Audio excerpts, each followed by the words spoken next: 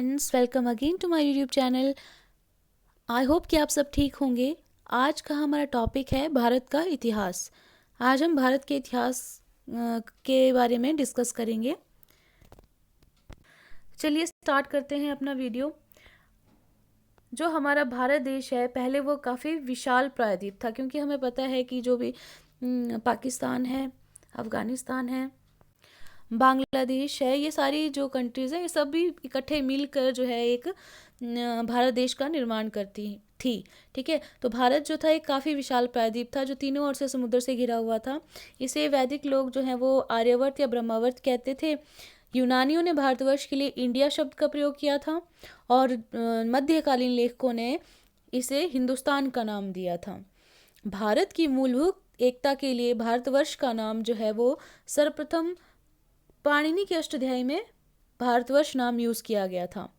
ठीक है, और अब हमें पता है कि हमारे देश का नाम भारत जो है वो किसके ऊपर पड़ा हुआ है।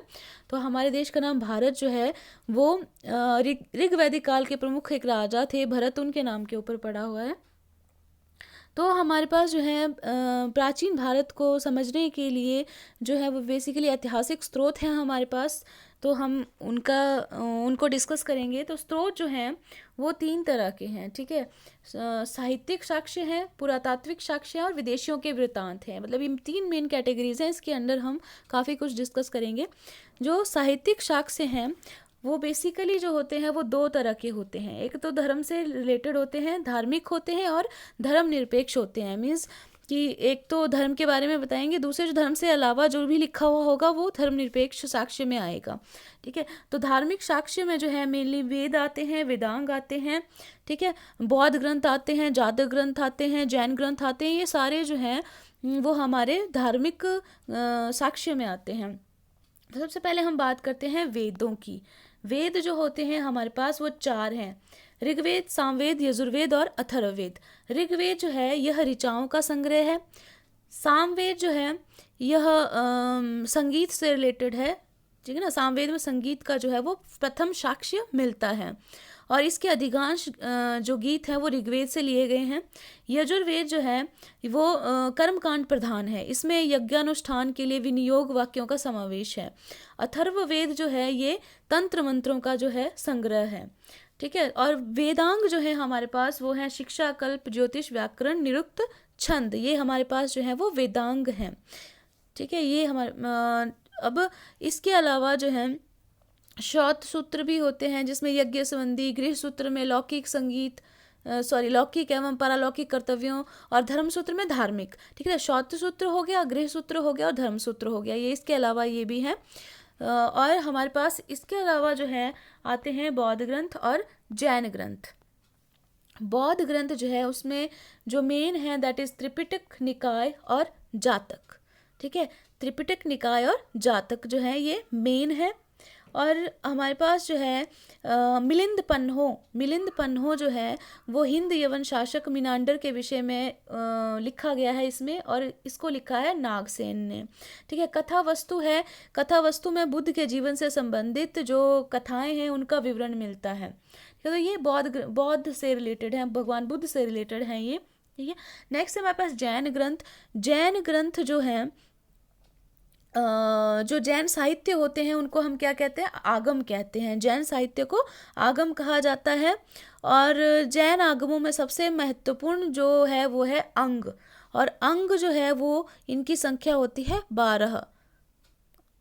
ठीक है, तो और इसके अलावा जैन ग्रंथों में परिशिष्ट पर्वन, भद्रबाहु चरित, आचरांग सूत्र, भगवती सूत्र, कल्प सूत्र, ये जो है ऐतिहासिक जानकारी इनसे मिलती है। ये भी जैन ग्रंथ ही हैं। ठीक है, नेक्स्ट है हमारे पास जो विभिन्न मतलब लेखक हैं जिन्होंने लिखा हुआ है। ठीक है, ऐतिहासिक ग्रंथ और उनके रचनाकार हैं जो काफ़ी फेमस जैसे हैं, सिर्फ मैं वही बता रही हूँ आपको। तो इसमें है अष्टाध्यायी। अष्टाध्यायी को किसने लिखा है? पाणिनि ने। अर्थशास्त्र है, अर्थशास्त्र के लेखक हैं कौटिल्य, जिनको चाणक्य भी कहा जाता है। राजतरंगिणी जो है उसके लेखक हैं कल्हण। महाभाष्य जो पाणिनि की अष्टाध्यायी है उसके ऊपर महाभाष्य लिखा था पतंजलि ने। ठीक है, तो पतंजलि ने लिखा है। बाकी दश कुमार चरित्र जो है वो दंडी की रचना है। हर्ष चरित्र जो है वो बाण भट्ट ने लिखा था। कि हर्ष चरित्र जो है वो बाण भट्ट ने लिखा था। बाकी राजतरंगिणी जो है इसमें कश्मीर के इतिहास की जो है वो वर्णन मिलता है। नेक्स्ट हमारे पास जो है ये हमारे पास ऐतिहासिक साक्ष्य जो है वो कंप्लीट हो गए हैं। अब हमारे पास है पुरातात्विक साक्ष्य। पुरातात्विक साक्ष्य जो है मेनली ये वही है कि खुदाई करके जो भी हमें सिक्के मिलते हैं, अभिलेख मिलते हैं, स्मारक मूर्तियाँ वगैरह जो भी मिली हुई है, उससे जो हमें हमारे पास्ट का पता चलता है वो सारे पुरातात्विक साक्ष्यों में आते हैं। इसके अंतर्गत है शिलालेख, सिक्के, भवन या स्मारक और मूर्तियाँ या चित्रकला। तो शिलालेख या अभिलेख जो है सबसे पहले हम यही डिस्कस करते हैं। तो सबसे पहला मतलब अभिलेख, नॉर्मली अभिलेख जो है ना उनके अध्ययन को पुरालेख शास्त्र कहा जाता है। ठीक है, पुरालेख शास्त्र, पुरालेख शास्त्र कहा जाता है। और चलिए स्टडी करते हैं अभिलेख और शिलालेख को। सबसे पहला जो अभिलेख है दैट इज़ बोगज कोई अभिलेख। एशिया माइनर में ये है, 1400 ईसा पूर्व का है। और इससे आर्यों के ईरान से पूर्व की ओर आने का हमें साक्ष्य मिलता है। इस अभिलेख में जो है वो वैदिक देवताओं जो है, ये भी काफ़ी इंपॉर्टेंट है, वैदिक देवता इंद्र, मित्र, वरुण तथा नासत्य का उल्लेख मिलता है बोगज कोई अभिलेख में। नेक्स्ट जो सेकंड है हमारे पास दैट इज़ वो है अशोक के अभिलेख। ठीक है, अशोक के अभिलेख जो है वो काफ़ी इंपॉर्टेंट है। अब अशोक के अभिलेख है वो है अब अभिलेख जो है वो कहाँ कहाँ है। ठीक है, नेतूर में है, मास्की में है, उद्गोलन, गुर्जरा और प्रयाग में। ठीक है, अब Nettur N, Maski M, Udegolam U, Gujarra G और प्रयाग। ठीक है, NMUGP हम ऐसे भी लर्न कर सकते हैं, NMUGP। नेतुर, मास्की, एन से नेतुर, एम से मास्की, यू से उद्गोलन, जी से गुर्जरा, पी से प्रयाग अभिलेख। तो नेतुर, मास्की और उद्गोलन जो है ये है कर्नाटका में, ये कर्नाटका में पड़ते हैं। गुर्जरा जो है ये MP में पड़ता है। और प्रयाग अभिलेख जो है ये प्रयागराज, जो कि पहले इसको इलाहाबाद के नाम से जाना जाता था, उसमें है ये। ठीक है, और जो प्रयाग अभिलेख है उसी अभिलेख के ऊपर जो है वो प्रयाग प्रशस्ति उत्कीर्ण की गई है, मतलब की गई थी पुराने टाइम में, जो कि राजकवि हरिसेन ने उत्कीर्ण करवाई थी। और ये राजकवि हरिसेन जो थे वो समुद्रगुप्त के राजकवि थे ना, समुद्रगुप्त के राज्य में थे ये। ठीक है, तो ये हमारे पास अशोक के अभिलेख हैं, सेकंड कंप्लीट हुआ। नेक्स्ट हमारे पास है महास्थान और सहागौरा। महास्थान और सहागौरा जो हैं इनके अभिलेख जो है वो चंद्रगुप्त मौर्य के टाइम के हैं। महास्थान जो है वो बांग्लादेश में है और सहागौरा जो है उत्तर प्रदेश में है। ठीक है, जो सहागौरा उत्तर प्रदेश का जो सहागौरा अभिलेख है वो सूखा पीड़ित प्रजा को राहत देने के बारे में इसमें बात की गई है। और जो हमारे पास महास्थान का जो है वो ग्रामीण प्रशासन के बारे में इसमें जानकारी मिलती है कि चंद्रगुप्त मौर्य के टाइम में ग्रामीण प्रशासन कैसा था। और इसमें जो ब्राह्मी लिपि का ही यूज़ किया गया है और प्राकृतिक भाषा थी। ठीक है, जो हमारे पास अशोक के अभिलेख थे उसमें भी ब्राह्मी लिपि का ही उपयोग था।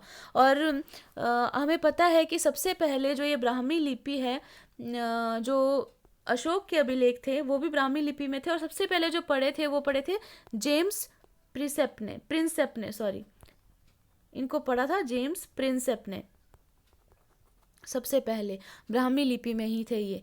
तो अभी तक हमारे पास जो अभिलेख हैं वो सारे किस में हैं, ब्राह्मी लिपि में हैं।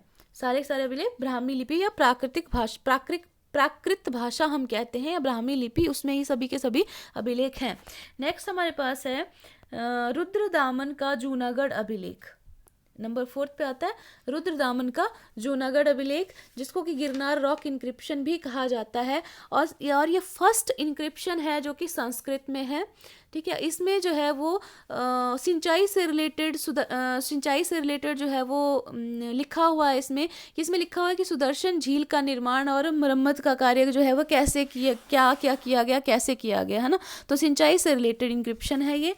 और ये कहाँ पर है, ये गुजरात में है, गुजरात में है ये। ठीक है, नेक्स्ट हमारे पास है दैट इज हाथी गुम्फा अभिलेख। हाथी गुम्फा अभिलेख जो है ये भुवनेश्वर में है। भुवनेश्वर मीन्स उड़ीसा, और उदयगिरी पहाड़ी पर है ये। किस में है ये, उदयगिरी पहाड़ी पर है ये।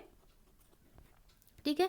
और इसको किंग खारवेल जो है, राजा खारवेल ने इसको उत्कीर्ण करवाया था। खारवेल जो था वो कलिंग का राजा था और ये भी प्राकृत भाषा में है। ये संस्कृत भाषा में नहीं, ये प्राकृत भाषा में ही है। और इसमें जो है वो जैन धर्म, मतलब इस अभिलेख से जैन धर्म से रिलेटेड भी है ये। मीन्स इससे ये पता चलता है खारवेल किंग जो था वो जैन मतावलंबी था। ठीक है, वो जैन धर्म का प्रसार था उस टाइम पे। तो नेक्स्ट है हमारे पास दैट इज़ महरौली लोह स्तंभ। जो महरौली है वो दिल्ली में है, कुतुब मीनार के निकट है। और इसे जो था वो चंद्रगुप्त द्वितीय, जिसको कि विक्रमादित्य भी कहा जाता था, गुप्त सम्राट था ये, इसको चंद्रगुप्त विक्रमादित्य भी कहा जाता था। और ये इसके इस महरौली जो लोह स्तंभ है इसके ऊपर जो है वो चंद्र नाम उत्कीर्ण है। चंद्र नाम उत्कीर्ण है, इसलिए इससे पता चलता है कि ये चंद्रगुप्त द्वितीय ने बनवाया है। और पहले इसमें जो था हिंदू और जैन मंदिर साथ में थे। बाकी कुतुबुद्दीन ऐबक ने जो था उसको नष्ट करके मीनार बनवाई थी यहाँ पे, है ना। इसी के साथ में जो है वो मीनार बनवाई थी। नेक्स्ट हमारे पास है भितारी पिल्लर इंक्रिप्शन, जो कि कहाँ है, उत्तर प्रदेश में है भितारी पिल्लर इंक्रिप्शन।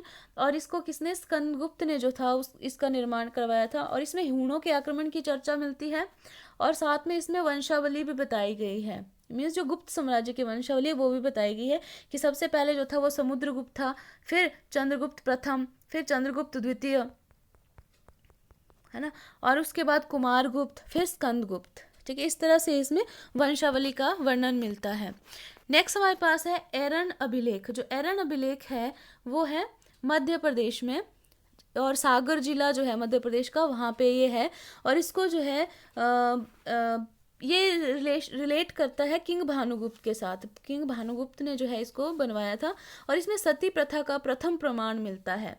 ठीक है, ये किससे रिलेटेड है, सती प्रथा से रिलेटेड है। नेक्स्ट जो है that is Nasik inscription, Nasik प्रशस्ति भी यहाँ पे नासिक अभिलेख है। नासिक अभिलेख पे ही नासिक प्रशस्ति जो थी वो गौतमी बालश्री ने उत्कीर्ण करवाई थी। ठीक है, पर ये नासिक अभिलेख है ये गौतमी पुत्र शतकीर्णी, सुने, शतकर्णी जो है, जिसको एक ब्राह्मण की उपाधि भी दी गई थी, एक ब्राह्मण का टाइटल भी उसको मिला था, जो सातवाहन वंश का राजा था। उसने नासिक अभिलेख जो है वो उत्कीर्ण करवाया था। और इसी नासिक अभिलेख पे उसकी माता गौतमी बालश्री ने नासिक प्रशस्ति उत्कीर्ण करवाई थी। ओके, फिर नेक्स्ट हमारे पास एहोल अभिलेख, एहोल इंक्रिप्शन जिसके कहा जाता है। और ये पुलकेशिन द्वितीय ने जो है उत्कीर्ण करवाई थी, जो कि चालुक्य नरेश था। और इसको रिटन मतलब लिखा गया था बाय रवि कीर्ति। और इसमें जो है किस चीज़ का वर्णन मिलता है, इसमें वर्णन मिलता है कि हम जो हर्ष था और जो मतलब किंग हर्ष था और पुलकेशिन द्वितीय था, उनके बीच में फाइट हुई और उसमें पुलकेशिन द्वितीय जो था वो जीत गया। इस जीत का जो है वो वर्णन मिलता है एहोल अभिलेख में। ठीक है, तो हमारे पास जो है इस तरह से अभिलेख जो है वो कंप्लीट हुए। ठीक है, तो हमारे पास टोटल हमने कितने अभिलेख पढ़े, हमने 10 अभिलेख जो है वो 10 अभिलेख कंप्लीट किए हमने। नेक्स्ट हमारे पास सिक्के, न्यूमिस्मैटिक्स जो है वो सिक्के के अध्ययन को कहा जाता है, न्यूमिस्मैटिक्स। और नॉर्मली सिक्के जो थे वो आहत सिक्के, मतलब जो सिक्के थे वो नॉर्मली कैसे थे, आहत सिक्के या फिर पंचमार्क सिक्के। ठीक है ना, मतलब भारत के प्राचीनतम सिक्कों पर केवल चिन्ह उत्कीर्ण होते थे, केवल चिन्ह होते थे, और ये चांदी के होते थे और इनको आहत सिक्के या पंचमार्क सिक्के कहा जाता था। ठीक है, और इन्हीं आहत सिक्के या पंचमार्क सिक्कों को हमारे ग्रंथों में कारशापण कहा गया है। और नॉर्मली ये किसके होते थे, चांदी के होते थे। ठीक है, अब नेक्स्ट हम करेंगे हिंद यूनानी शासक जो थे, इन्होंने सबसे पहले शासकों की आकृति वाले सिक्के चलाए। इन्होंने सबसे पहले स्वर्ण के सिक्के चलाए। ठीक है, सबसे पहले स्वर्ण के सिक्के और शासकों की आकृति वाले स्वर्ण के सिक्के जो थे वो हिंद यूनानी शासकों ने चलाए थे। इससे पहले जो थे वो केवल चांदी के ही सिक्के चलते थे, और वो कैसे होते थे, आहत या पंचमार्क सिक्के उनको कहा जाता था। नेक्स्ट जो है, जो हमारे पास अब सोने के सिक्कों का चलन स्टार्ट हो गया, तो सबसे प्योर गोल्ड के सिक्के जो थे, बिल्कुल खरे सोने के सिक्के जो थे वो कुषाण शासकों के द्वारा चलाए गए थे। और सबसे अधिक सोने के सिक्के जो थे वो किसने चलाए थे, गुप्त शासकों ने चलाए थे। ठीक है, तो हमारे पास 3 बातें रह गई मतलब हमें 3 बातें समझने के लिए कि सबसे पहले स्वर्ण के सिक्के हिंद यूनानी शासकों ने चलाए थे, सबसे ज़्यादा सिक्के जो हैं स्वर्ण के वो गुप्त शासकों द्वारा चलाए गए थे, और प्योर गोल्ड के सिक्के जो थे वो कुषाण शासकों ने चलाए थे। ठीक है, अब इसी सिक्कों से रिलेटेड जो बहुत महत्वपूर्ण स्थल है दैट इज़ अरिकमेदु, जो कि पुद्दुचेरी में है, आर्कियोलॉजिकल साइट है ये। यहाँ पर रोमन सिक्के मिले हैं बहुत ज़्यादा क्वांटिटी में। ठीक है, तो ये काफ़ी इम्पॉर्टेंट साइट है। नेक्स्ट हमारे पास है दैट इज़ चित्रकला और मूर्तियाँ। ये चित्रकला और मूर्तियाँ जो हैं, अब इसमें अगर हम बात करते हैं तो नॉर्मली जो हमारे पास मूर्तियाँ बनाई जाती थी, कुछ जो नॉर्मली मूर्तियाँ बनाई जाती थी वो गांधार कला या मथुरा कला में ही बनाई जाती थी मेनली। ठीक है ना, मतलब जैसे कुषाण काल था, बुद्ध का काल था, उस टाइम में गांधार कला जो थी वो काफ़ी प्रचलित थी। गुप्त काल में जो है वो गांधार के साथ साथ मथुरा कला भी काफ़ी इम्पोर्टेंट थी। ठीक है, और इसी टाइम पे जो है वो अजंता की गुफाओं के चित्र जो थे उसमें भी काफ़ी चित्र बनाए गए थे ना। अजंता की गुफाओं के जो चित्र हैं उनसे भी हमें काफ़ी प्राचीन मतलब जो भी इतिहास है उसके बारे में समझने का मौका मिलता है। और बाघ की गुफाओं के चित्र जो हैं वो भी गुप्त काल के हैं, मतलब उससे हमें गुप्तकालीन जानकारी मिलती है। ठीक है, नेक्स्ट अब हमारे पास 2 जो है वो हमारी कंप्लीट हो गए हैं साक्ष्य, है ना, साहित्यिक साक्ष्य और पुरातात्विक साक्ष्य। नेक्स्ट जो है 3rd जो है विदेशियों के वृत्तांत, तो हम स्टार्ट कर रहे हैं। विदेशियों के वृत्तांत जो है मीन्स जो भी फॉरेनर हमारी कंट्री में आए और उन्होंने जो है हमारे देश में क्या देखा और क्या मतलब उस टाइम में कैसा शासन था, कैसा हमारी परिस्थिति थी इंडिया की, उसके बारे में उन्होंने अपनी अपनी बुक्स में लिखा हुआ है जो कि हमें अवेलेबल है पढ़ने के लिए। ठीक है, तो अब विदेशियों के यात्रा वृत्तांत को हम 3 वर्गों में रखा जा सकता है, जैसे कि यूनान रोम के लेखक, चीन के लेखक और अरब के लेखक। 3 कैटेगरी में इनको रखा गया है।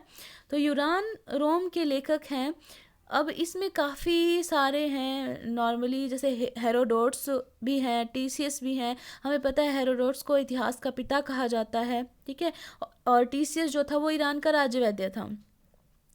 ये सारे जो हैं वो यूनान रोम के लेखक हैं, पर जो मेनली इंडिया के साथ है जैसे निर्याक्स, ऑनेसिक्रिटस, एरिस्टोबुलस, ये सिकंदर के टाइम में भारत आए थे। ठीक है, अब मेन जो बुक्स हैं हम उनके बारे में पढ़ेंगे। जैसे इंडिका बुक है, इंडिका बुक की रचना की थी मेगास्थनीज ने। मेगास्थनीज चंद्रगुप्त मौर्य के दरबार में सेल्यूकस का राजदूत था और उसने इंडिका की रचना की थी। और इस इंडिका में हमें मौर्यकालीन समाज तथा प्रशासनिक व्यवस्था का जो है वो वर्णन मिलता है। और नेक्स्ट हमारे पास है जियोग्राफिका जो बुक है इसकी रचना की थी टॉलेमी ने, और जिसमें भारत के भौगोलिक जो भी स्थिति है उसका विवरण मिलता है। ठीक है, नेक्स्ट हमारे पास है नेचुरल हिस्ट्री की रचना की थी प्लिनी ने। इसमें भारत के विभिन्न पक्षों का विवरण है। ठीक है, और इसकी रचना भी पहली सदी में ही इनकी रचना हुई है सभी की। फिर नेक्स्ट हमारे पास है स्ट्रैबो जो था एक प्रसिद्ध यूनानी रचनाकार था, और नॉर्मली इसका विवरण इसलिए है कि इसने कहा था कि मेगास्थनीज ने जो भी विवरण दिया हुआ है, उसने जो भी भारत के बारे में लिखा वो सब काल्पनिक है उसके अकॉर्डिंग, स्ट्रैबो के अकॉर्डिंग। ठीक है, नेक्स्ट हमारे पास है चीन के लेखक में जो मेन है हम वही करेंगे। तो मेन है हमारे पास फाहियान जो था वो गुप्त नरेश चंद्रगुप्त द्वितीय के टाइम पे भारत आया था और उसने बौद्ध धर्म की स्थिति का विवरण दिया है। और उसकी जो फेमस रचना है दैट इज़ फोक्योकी, उसमें उसने बौद्ध धर्म की स्थिति का विवरण दिया है इंडिया में। फिर नेक्स्ट हर्षवर्धन के टाइम में आया था ह्वेनसांग HH याद रखना, ह्वेनसांग हर्षवर्धन। ठीक है, हर्षवर्धन के टाइम में आया था ये, और इसकी जो बहुत फेमस रचना है दैट इज़ सी यू की जो है, इससे हमें जनरली इंडिया की राजनीति, रीति रिवाज, शिक्षा पद्धति, इन सब का वर्णन जो है इसमें मिलता है और इन सब का हमें पता चलता है। फिर नेक्स्ट हमारे पास है इत सिंह जो था वो राजा देवपाल, जो पाल वंश का राजा था, राजा देवपाल, उसके टाइम पे इंडिया में आया था और उसने विक्रमशिला तथा नालंदा विश्वविद्यालय में रहकर जो है वो बौद्ध धर्म का अध्ययन किया था। ठीक है, और इत सिंह ने बौद्ध शिक्षा संस्थाओं तथा भारतीय लोगों की जो वेशभूषा है, खान पान है, उसके बारे में लिखा हुआ है इत सिंह ने। तो ये है चीन के लेखक। फिर नेक्स्ट हमारे पास आते हैं अरब के लेखक। अरब के लेखक में जो काफ़ी फेमस है दैट इज़ सुलेमान, जो 9वीं शताब्दी में भारत आया था। उसने पाल तथा प्रतिहार शासकों के बारे में लिखा है। फिर अल मसूदी है। अल मसूदी आया था 914 ईस्वी में, ठीक है, और उसने राष्ट्रकूट शासकों के बारे में जो है उनके बारे में काफ़ी विस्तार में वर्णन किया हुआ उनका। और अल बुरूनी जो है, अल बुरूनी ने लिखी थी तहकीक हिंद या किताब उल हिंद, उसकी रचना की थी उसने। और अल बुरूनी का वास्तविक नाम जो था वो था अबू रिहान, है ना, ये काफ़ी बार पूछा जाता है। अब ये बहुत इंपॉर्टेंट है। अबू रिहान जो है उसका वास्तविक नाम था, और उसने जो रचना की थी उसका नाम है तहकीक हिंद, और वो महमूद गजनवी का समकालीन था। और अल बुरूनी ने संस्कृत भाषा का अध्ययन किया था, ठीक है ना, और भारत के समाज का उसने काफ़ी विस्तृत वर्णन किया हुआ है अपनी रचनाओं में। तो इन सब जो है स्रोतों से हमें इंडिया के इतिहास के बारे में काफ़ी कुछ पता चलता है, ठीक है। तो फ्रेंड्स, हमारा वीडियो यहीं पे ख़त्म होता है। आई होप कि आपको वीडियो पसंद आया होगा, तो प्लीज़ लाइक करें, शेयर करें और मेरे चैनल को सब्सक्राइब करें। Thanks for watching.